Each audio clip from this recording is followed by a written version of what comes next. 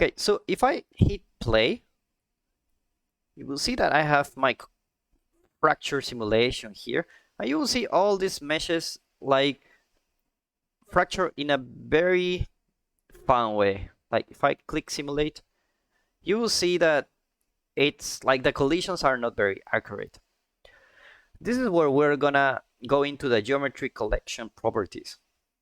If I click here, you will see that I have in my geometry collection asset an asset here that is actually in my content browser. If I save this, I can either click here to check the properties, or I can double click here to check the properties.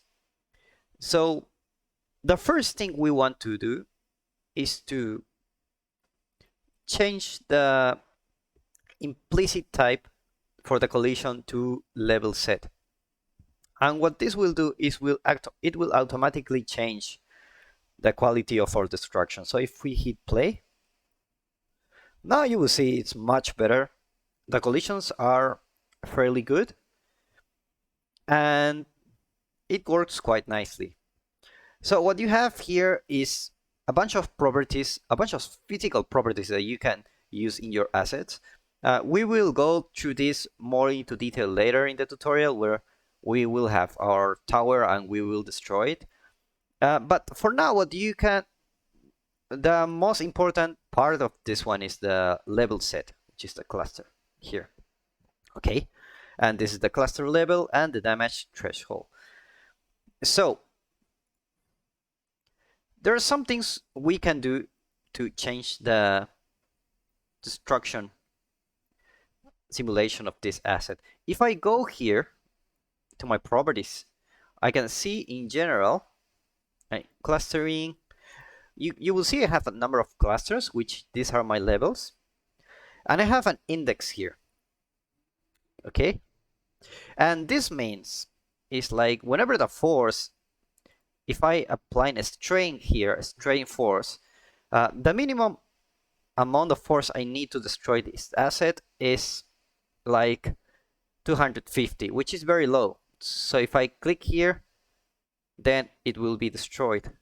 But if I increase the number, let's say I will put 1 million. Okay. Now you will see that nothing happens. And the reason is this force that is calculated internally doesn't exceed 1 million. So the idea is to play with these values. Let's say 25,000. It's still too high. 2,500. Let's go to 500. Okay, with 500 you can have a destruction here. Okay, and you will see that it's harder and harder to destroy. It's very minimum. All right. So with 850 you don't have it. With 800, let's pay a little bit more. You almost got it there. 780. Okay. Now if I put like 0 or 10, something like this, it will destroy the moment it just picks. So this damage threshold is important when you have different levels.